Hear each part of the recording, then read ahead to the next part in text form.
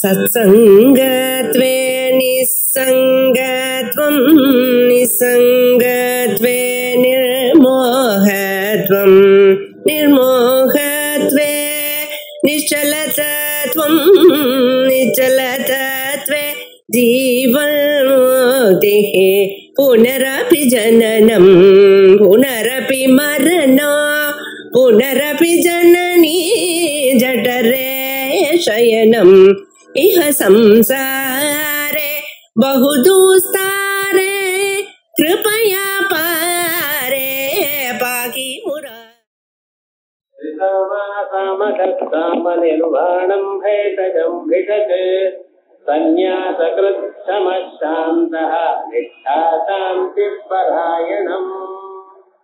75வது ஸ்லோகத்துல சந்நியாசகிருத் சமஹா அது வரைக்கும் சாந்தஹா வரைக்கும் பார்த்தோம். நிஷ்டா சாந்தி பராயணம் எனக்கூடியதான 3 நாமாக்கள் இந்த ஸ்லோகத்துல பார்க்கணும். 583வது நாமா நிஷ்டா அப்படின்னு. நிஷ்டான்னா எங்க சகல பிரபஞ்சமும் யார் இடத்துல தங்கி இருக்கோ அவர். உலகத்துக்கெல்லாம் எல்லா பிரபஞ்சத்துக்கும் ஆதாரமாக இருக்கிறவர். அவரால் தான் உலகங்கள்லாம் இருக்கிறபடி இருக்கு. இல்லைன்னா எப்பவோ அழிஞ்சு வரும். உலகத்தை படைக்கிறது ஒரு வழி, அதை காப்பாற்றுறது அதை விட அதிகமான சிரமம். ஒவ்வொரு பிராணிக்கும் எந்தெந்த சந்தர்ப்பத்துல எது எது வேணுமோ எது தேவையோ அதுக்கு தக்கவாறு அவளுடைய கர்மாவை அனுசரிச்சு பலத்தை கொடுக்கிறதுங்கிறது சபாவுடைய உயர்ந்ததான ஒரு தர்மம். அந்த தர்மம் ஒழுங்கா நடக்கிறதுக்காகத்தான் அவள் தர்மம் எப்படிங்கிற வேதோக்தமான தர்மத்தையும் சிருஷ்டி பண்ணினார். பிரவருத்தி லட்சணமான தர்மம், நிவர்த்தி லட்சண தர்மம்னு 2 விதமான தர்மங்களை சிருஷ்டி பண்ணி மரியாதைகளுக்கு பிரவருத்தி லட்சணமான தர்மம், இந்த கர்மாக்களை பண்ணுங்கோ, இதை பண்ணுங்கோ, அதை பண்ணுங்கோன்னு சொல்லி, அதே போலயே நிவர்த்தி லட்சணமான தர்மத்தை சனகாதிகளுக்கு சொல்லி கொடுத்தார். இப்படி 2 விதமான தர்மங்கள் உலகத்துல இருந்து அதனால உலகத்தை காப்பாற்றிருக்கார். அதனால உலகமானது இருக்கிற இடத்துல இருக்கு. இந்த பூமிக்கு தாங்கக்கூடியதான சக்தி அவர் கொடுத்தார். அதே போலயே அந்தரிக்ஷ லோகத்துல இருக்கிற காத்துக்கு ஆதாரமா இருக்கிற சக்தி, தேவலோகத்துல நட்சத்திரங்கள்லாம் இருக்கக்கூடியதான ஒரு சக்தி. இப்படி அததுக்கு அந்தந்த சக்தியை கொடுத்து அதாவது அப்படி எப்படி உலகமெல்லாம் அப்படியே இருக்கணும். தன்னுடைய வரம்பை மீறி தாண்டப்படாது. சமுத்திரமானது வரம்பை தாண்டி உள்ள வந்துருச்சுன்னா அப்புறம் இருக்கிற ஜனங்களுக்கெல்லாம் கஷ்டம் அல்லவா? அதே மாதிரி அதற்கு வேண்டியதான ஒரு பரிஸ்திதியை தயார் பண்ணி உலகத்தை எப்பொழுதும் காப்பாற்றி கொண்டே இருக்கார். ஏதோ ஒரு சமயத்துல காப்பாத்தினா தானா இருக்குன்னு சொல்லப்படாது, அது அப்படியே போயிட்டே இருக்கான். அப்படி எல்லாவற்றையும் காப்பாற்றி கொண்டு இருக்கிறார்னா பகவானுக்கு நிஷ்டான்னு. இது இப்ப சரி, பிரளயத்துல என்ன ஆயிடுது? எல்லாமே அவரிடத்துல இருக்கு. சகல பதார்த்தங்களும் அவரிடத்துல ஒடுக்கப்படுகிறது. அப்படி எல்லாமும் தன்னிடத்துல வைத்துக் கொண்டு காப்பாத்துறார்.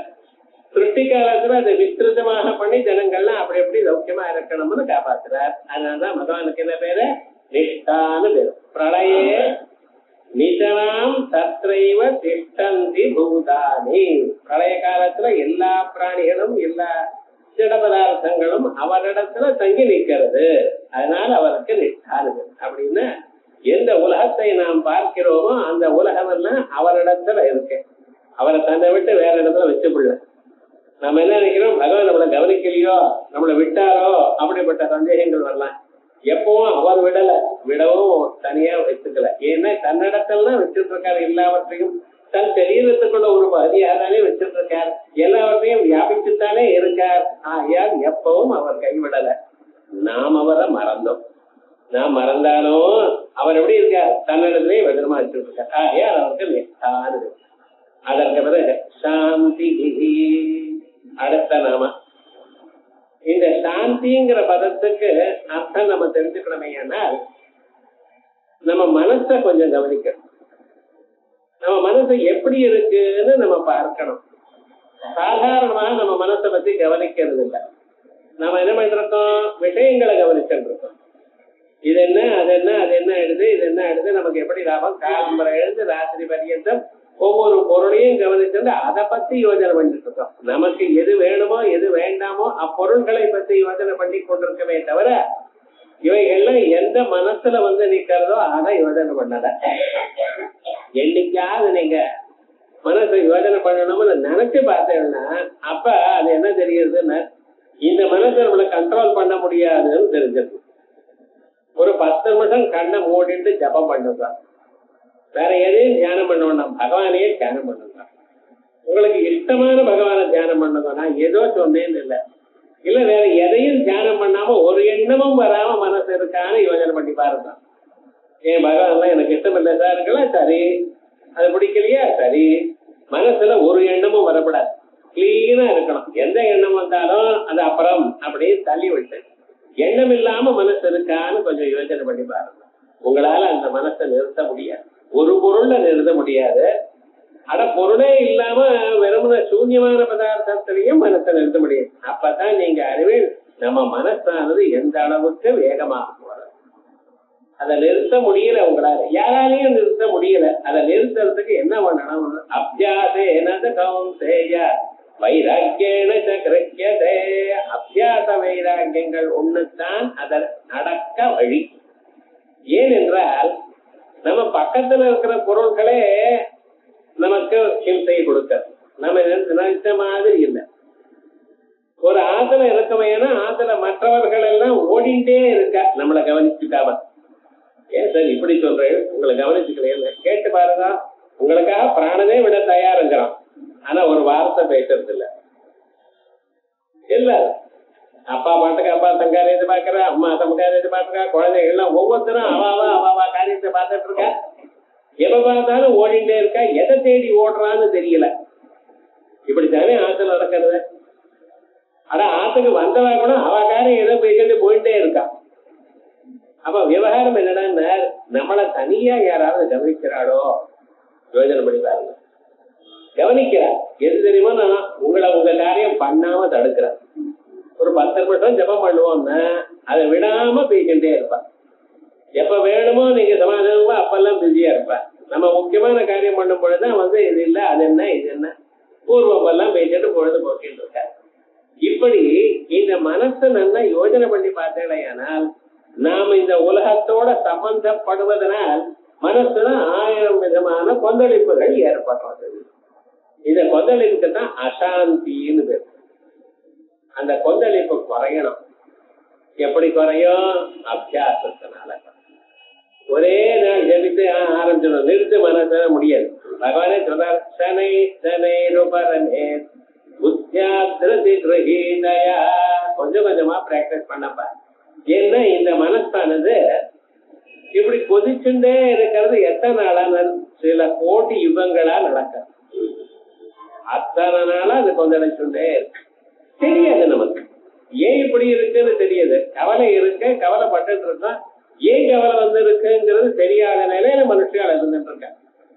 எப்ப நீங்க அதை நோட் பண்ணிட்டோ இப்ப என்ன பண்ணா அதை அடக்கிறதுக்கு முயற்சி பண்ணுங்க. அந்த முயற்சி பண்றது எப்படின்னு, முயற்சிங்கிறது ஒரு நாள் 2 நாள்ல சாத்தியம் இல்ல, சில வருஷங்களா. ஆனா இந்த ஜென்மாவில் நீங்க அதை அடக்கி விடலாம். அதுக்கு ஹெல்ப்ஃபுல்லா என்ன இருக்குன்னு வைராக்கியதே, வைராக்கியம் வேணும். இது பகவத்கீதையில சொன்னது மட்டும் இல்ல, யோக சூத்திரக்காரர் அபியாச வைராக்கியாபியாம் தன்னிரோதா. அபியாசம் வைராக்கியம் இவைகள்னால் தான் அதை அழுத்து நிறுத்தலாம். அப்படி இப்படி இந்த மனசை நீங்க நிறுத்தணும்னா அதுக்கு வைராக்கியம்னு ஒண்ணு சொன்னேன். அதோட மட்டும் இல்ல, ஞானமும் வேண்டிய. ஞானம் வந்தா என்ன ஆகும்னா இந்த மனசுக்கு மூலமா இருக்கக்கூடியதான அஜ்ஞானமே அழிஞ்சுவிடும். அப்ப மனசு வேற வழி இல்லாம தானே அழிஞ்சு போயிடுது. இந்த மனசானது அழிகிறமையான மனசை கொல்ல வேண்டாம். நீங்க மனசுல ஒண்ணும் பண்ண வேண்டாம். மனசு எங்கிருந்து உண்டாச்சோ அந்த அஜ்ஞானத்தை பிடிச்சுங்கோ. அந்த அஜ்ஞானத்தை ஞானத்தோட கொண்டுட்டலையானால் இது மேல மனசு உங்களை தொந்தரப்படுத்தாது. ஆகையால் இதுக்குதான் பகவானுக்கு சாந்தி. இது என்ன பகவானுடைய பேர்? இது சாந்தி பராயணம். சாந்தின்னு பகவானுடைய பேர். பெண் பெயரா இருக்கு. இது மாஸ்குலின் சென்டர்ல இல்லையா மகாவிஷ்ணுவுக்கு சாந்தி சொல்றேன். அடுத்தது நமுசகலிங்கம் சொல்ற பராயணம் அப்படின்னு. என்ன அப்படின்னு பகவானுக்கு நாமளா ஒரு உருவத்தை கொடுக்கிறோமே தவிர அவர் புல்லிங்கத்திலையும் ஸ்ரீலிங்கத்திலையும் நமுசகலிங்கம் எப்படி இருப்பார்? நிஷ்டா ஸ்ரீலிங்கம், சாந்தி ஸ்ரீலிங்கம், பராயணம் நமுசகலிங்கம். அதெல்லாம் இதுக்கு மேல சமஹா புல்லிங்கம். அதனால இந்த லிங்க வியவஸ்தை இல்லை, இங்க எல்லாமாகவும் இருப்பார். ஆண் பெண் அப்படிங்கறதெல்லாம் நாம வச்சுட்டு இருக்கிற பதார்த்தமே இவைகளுக்கு அப்பாற்பட்டவர் பரமாத்மா. ஆகையால் அவர் என்ன பண்ணிட்டு இருக்கார்? சமஸ்த அவித்யா நிவர்த்தி, எல்லா விதமான அஜானங்களையும் அடியோடு அழித்து விடுறார். எப்பொழுது அஜானம் போச்சோ அப்ப அஜான காரியமா இருக்கக்கூடியதான மனசும் போயிடுது. சித்தியதே ஹிருதய கிரந்தி சித்தியந்தே சர்வ சம்சயா ஸ்ரீயந்தே சாஸ்ய கர்மாணி திருஷ்டே பராவரே. பராவரே எல்லா வசதியான பதார்த்தங்களை விட வசதியா இருக்கக்கூடியதான அந்த பரமாத்மா அவரை பார்த்த மாத்திரத்தினால் எல்லா விதமான துன்பங்களும் கவலைகளும் போடும். இது நேர சந்தேகம் இல்லை, அஜானம் இல்லை, கர்மாக்கள் ஒண்ணும் இல்லை. அப்படி உயர்ந்ததான ஒரு நிலையை தாங்கள் அடைகிறேன். ஆகையால் அவருக்கு என்ன வேறு? சாந்தி நிஷ்டா சாந்தி பராயணம். அதற்கு பிறகு பராயணம் அயனம் டெர்மினஸ். நம்ம எங்கெங்கயோ அலைஞ்சுட்டு இருக்கோம், எங்கேயோ பிறந்தோம், எங்கேயோ வாழ்ந்துட்டு இருக்கோம், எங்கெங்கயோ அலையிறோம். அது வேணும் இது வேணும். கடைசியில எங்கே போறது சார் தெரியாது, எந்த இடத்துக்கு போறோம் தெரியாது. நதீனாம் சாகரோகதி. நதி எங்கேயோ பிறக்கிறது ஹிமாலயத்துல, அது சமுத்திரத்தை போய் சேரணும். அது சமுத்திரத்தை போய் சேரணும்னா எங்கெங்கயோ ஓடுறது. அதுக்கு சமுத்திரம் எங்க இருக்குன்னு தெரியல, ஆனா தேடிண்டே இருக்கு. சில ஆயிரக்கணக்கான மைல் ஓடுறது, போயிட்டே இருக்கு. ஆனா ஒரு நாள் சமுத்திரத்துல போய் சேர்ந்து அதோட தெரியாது. அதே போலதான் மனுஷனுடைய வாழ்க்கை. ஏதோ ஒரு சமுத்திரம் அஞ்ஞானத்தினால பிறந்தான், பறந்து இறந்து தேடிட்டே இருக்கான் பகவான. சரியான வழி தெரியல. கடைசியில சில ஆயிரம் பிறவிகளுக்கு பின்னால ஒரு மானிட பிறவி கிடைச்சது. அந்த மானிட பிறவில ஒரு ஆச்சாரியனை கண்டான். அந்த ஆச்சாரியன் வழி என்னதுன்னு சொன்னார். மார்க்கம் திசதீதி தேசிக்க, உங்களை கொண்டு போய் அதுக்குள்ள தள்ளல, உங்களுக்கு வழிதான் சொன்னார். ஆத்மாவாரே திரஷ்டவ்யா, பாரப்பா இந்த ஜென்மாவில அறிந்தாகணும், உன்னால அறிய முடியும் அப்படின்னு. சரி, அறிய முடியும்னு சொன்னீங்க. எப்படி அறியறது அந்த ஆத்மாவை? ஸ்ரோதவ்யோ மந்தவ்யோ நிதித்தியாசிதவ்யா, அந்த ஆத்மாவை கேட்கணும். கேட்ட பிறகு என்ன பண்ணும்? மந்தவ்யா, அதை யுக்தியினால யோசனை பண்ணணும். இப்படி வேதங்களை காதால கேட்டு அர்த்தத்தை தீர்மானம் பண்ணிட்டு நம்ம மனசுனால யுக்தியில விசாரம் பண்ணினோமே ஆனால் சில நாளுக்கு அது அபரோட்சமாயிடும். அபரோட்சமாயிடும்னா தலைவலி வயசு வலி எப்படி தெரியாதோ அப்படி நமக்கு தானா தெரியும். இன்னொருத்தருடைய தயவு இல்லை, அதோட கண்ணு காதவர்களுடைய புலன்களுடைய அபேட்சை இல்லை, தனக்கு தானா தெரியும். தெரிஞ்சதுமே என்னாச்சுன்னு இனிமேல நாம எங்கேயும் போக வேண்டாம்னு தீர்மானம் ஆயிடும். இதற்கு முன்னால அலைஞ்சுன்றதுதான், இங்கேயும் அங்கேயும் அலைஞ்சுன்றதுதான். எதை பார்த்து சுகத்தை நாடி அலைஞ்சுன்றதுதான். அதுக்காகத்தானே வளர்ந்து காலமுறையிலிருந்து ராத்திரி வரைக்கும் இந்த காரியம் அந்த காரியம் பண்றோம். எதுக்காக? சுகத்துக்காக. சாப்பிட்டோமையானா சுகம் வரும், அதுக்காக சாப்பிடணும். சாப்பிடணும்னா சமைச்சிருந்தா தான் சாப்பிட முடியும், அதுக்காக சமைக்கிறோம். ஆனா சமைக்கிறதுன்னு என்ன சார் பண்றதுன்னா பொருள் எல்லாம் கொண்டு வந்தா தான் சமைக்க முடியும். பொருளை கொண்டு வரோம், பொருளை கொண்டு வரணும்னா காசு இருந்தா தான் பொருளை கொண்டு வர முடியும். காசுக்காக அலையுது. விவகாரம் என்ன? இத்தனை பதார்த்தங்களும் நீங்க பண்றதெல்லாம் எதற்காக? காலையில நல்லா யோசனை பண்ணி பாருங்க. நமக்கு ஒரு சுகம் வேணும். மனுஷனுடைய தேடுதல் எதற்காக? சுகத்தை நோக்கி தேடிக்கொண்டிருக்கான் ஒவ்வொருவரும். சின்ன குழந்தையா இருக்கட்டும், வயதானவரா இருக்கட்டும், ஸ்திரீகளா இருக்கட்டும், ஆண்களா இருக்கட்டும். குழந்தைய பார்த்தா ஏண்டா படிக்கிறேன்னு, படிச்சா தானே உத்தியோகம் வரும், பாஸ் பண்ணுவேன், அப்பதானே பெரியனா உத்தியோகம் வரும். உத்தியோகம் வந்தா காசு சம்பாதிச்சா சௌக்கியமா இருப்பேன். இந்த சுகமா இருக்கணும் என்கிறது அறிந்தோ அறியாமலையோ ஒவ்வொரு மனிதனும் ஒவ்வொரு பிராணியும் அந்த சுகத்தை தேடிக்கொண்டே இருக்கு. அந்த சுகத்தை எங்க தேடுறதோ அங்கே சுகம் இல்லை, இருந்தா கண்டுபிடிச்சிருவோம். சுகம் எங்க இருக்கு? உங்க இதயத்துக்குள்ள இருக்கு. இது தெரியல, அத உங்க சொல்லணும். அப்பா எங்கேயும் அலையாத, சுகமானது உனக்குள்ள இருக்க, அதை அறியணும். இதை நீங்க அறிந்தீர்களேயானால் இனிமேல அடைய வேண்டியதில்லை. சமுத்திரத்தை போய் சேர்ந்த பிறகு நதி எப்படி நதியானது தனி பெயர் இல்லையோ தனி உருவம் இல்லையோ, அதே போல இந்த ஜீவனானவன் எப்பொழுது அந்த பரம்பொருளோட சேர்ந்து விட்டானோ அப்பொழுது நான் ராமன், நான் கோவிந்தன், நான் கிருஷ்ணன், நான் சீதா, நான் துளசி, நான் வேற ஏதோ ஒரு பேரு அப்படிங்கிற பெயர்கள்லாம் இல்லாமல் எல்லாமே உன்னோட போயிடுறது. இது எல்லோருக்கும் ஒண்ணுதான், அடைய வேண்டியதான கடைசி கம்யஸ்தானம் இதுதான். அதனால பரம் அயனம், உத்கிருஷ்டம் அயனம், உத்கிருஷ்டம் சிறந்ததான, அயனம் சேரும் இடம், போய் சேர வேண்டியதான இடம். பஸ்ல போய் உட்கார்ந்து கேள், பஸ் டெர்மினஸ் வந்தாச்சு, ஐயா இறங்குங்க, வந்தாச்சு இடம் அப்படிங்கிறான். அதே மாதிரி ட்ரெயின்ல வந்து சென்ட்ரல் ஸ்டேஷன் வந்ததுமே இறக்கி விடுறான், வேற வழியே இல்லை. அப்ப உட்கார என்ன இனிமேல் அங்க உட்கார முடியாது.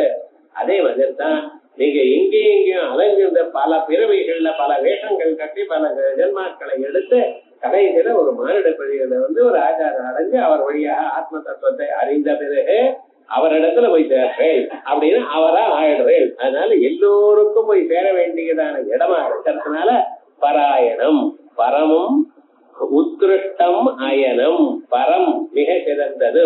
சிறந்ததுன்னா உத்கிருஷ்டம். எதுல உத்கிருஷ்டம்? எதை அடைந்த பிறகு மறுபடியும் இந்த துன்பங்கள் இருக்காதோ, இந்த தொல்லைகள் இருக்காது. காலம்பரிலிருந்து ராத்திரி வரைக்கும் ஏதோ மனசை புடுங்கிட்டு இருக்கோம் பார்த்தீங்களா, இந்த தொல்லைகள் எப்போதும் இருக்காது. அதனால உத்கிருஷ்டம். அயனம், அயனம்னா ஸ்தானம். எப்படி? புனராவிருத்தி சங்காரஹிதம். இப்ப சொர்க்க லோகத்துக்கெல்லாம் போறா, சௌக்கியமா இருக்கா இங்க எல்லாம். ஆனா என்ன அங்க இருக்கிற டைம் வெகு சீக்கிரமா ஓடி போயிடுறது. வீட்டுல சொல்றாரு இறங்கி போனா நான் நேற்று தானே வந்தேங்கிறார். இங்க 10,000 வருஷம் ஆச்சியா வந்துங்கிறார். அவர் என்ன பண்றது? அந்த லோகத்துல 10,000 வருஷம் இருந்தாலும் அவன் என்னடா அவ்வளவு அழகா சுத்தமா இருக்கிறதுனால டைம் மறந்து போயிடுது.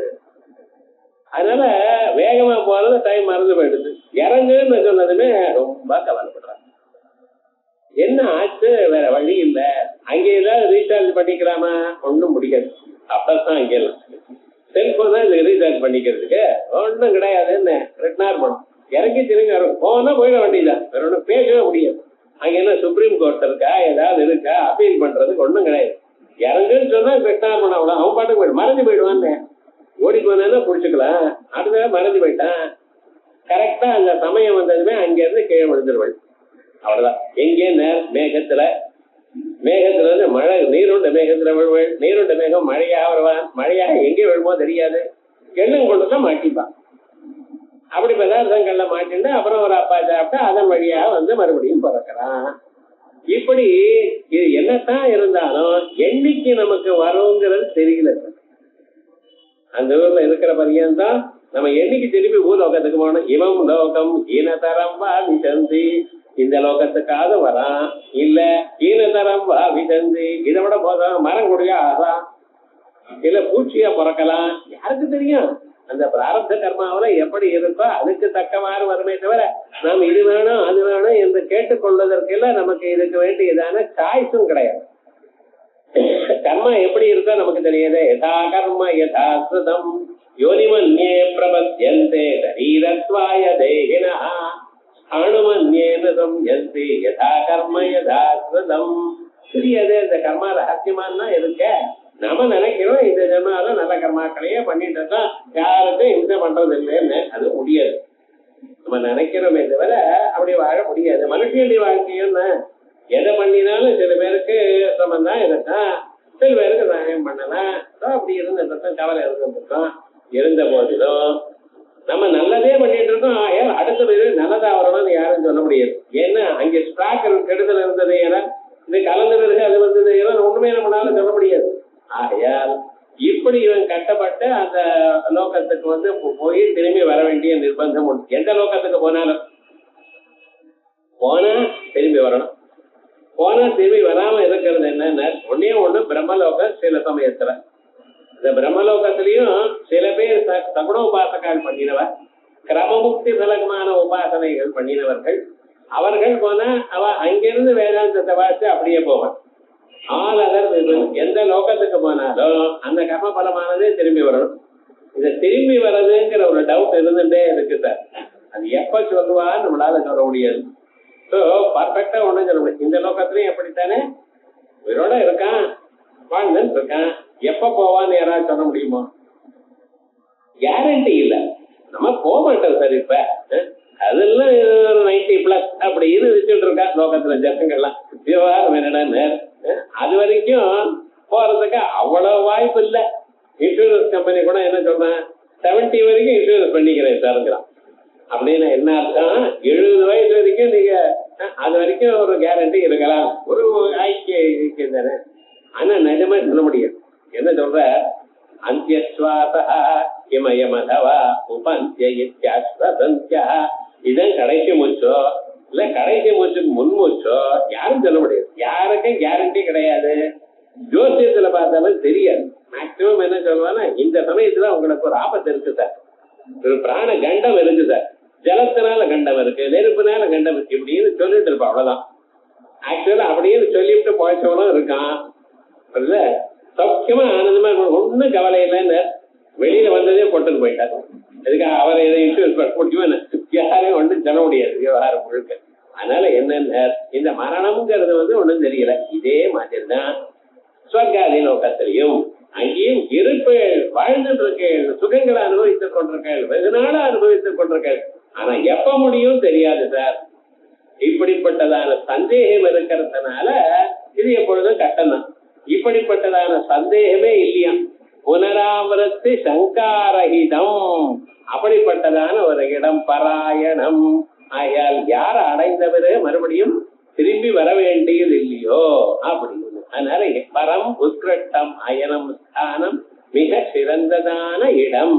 எதை அடைந்த பிறகு மறுபடியும் திரும்பி வர வேண்டியது, திரும்பி வரணும் எனக்கூடியதான சந்தேகத்துக்கே இடம் இல்லையோ அப்படிப்பட்டதான நாம பராயணம். ஆகையால் பகவான் எல்லோரும் சேர வேண்டியதான இடம். சில பேர் இந்த ஜென்மால, சில பேர் இன்னொரு ஜென்மம் ஆனது. இப்பெல்லாம் விஷ்ணுதாசனாவும் தினம் வேதாந்தங்கள் கிட்டேயே வரதில்லை, இதை கேட்கறதே இல்லை. என்ன அவளை பூச்சுட்டு பிரயோஜனம் இல்லை, எட்டு தலையில பாபம் இருக்கு, அவ்வளவுதான். இது என்னன்னா ஒரு 100 ஜென்மா 200 ஜென்மா ஆன பிறகு கொஞ்சம் கொஞ்சமா மாறி அதுக்கப்புறம் ஒரு நாளைக்கு வருவார். வாழ்க்கையில ஒரு 2 கஷ்டம் வந்ததுன்னு வச்சுங்களேன், ஃபுட்பால் உதச்சா போல உதச்சான்னு வச்சுங்களேன், அவ்வளவு விவகாரம் என்னடா. அப்ப வைராக்கியம் வரும், அப்ப இந்த பக்கம் திரும்புவான், அப்ப பகவானுடைய ஒரு பக்தி வரும். அதுக்கப்புறம் விவகாரம் என்ன, எல்லோரும் என்னதான் இருந்தாலும் எண்ணிக்கோ வந்து சேர வேண்டியதுதான் பகவான். அதனால நம்ம தெரிஞ்சுட்டு இருக்கோம், இந்த கிட்ட வந்துவிட்டோம், அட்லீஸ்ட் இந்த ஜென்மால முடிச்சுப்போம் அப்படிங்கிற அபிப்பிராயத்தில் இருக்கணும். அதனால பராயணம் பரம் உத்கிருஷ்டம் அயனம் ஸ்தானம் புனராவர்த்தி சங்கார ஐதமிதி பராயணம். சில பேர் பராயணான்னு படிக்கிறார், சாந்தம் நிஷ்டா சாந்தி பராயணா அப்படின்னு சில பேர் உண்டு, சில பாக்கம் உண்டு. அந்த பராயணங்கிற புல்லிங்க பட்சே பகுரி பரம் அயனம் எஸ்ய சஹா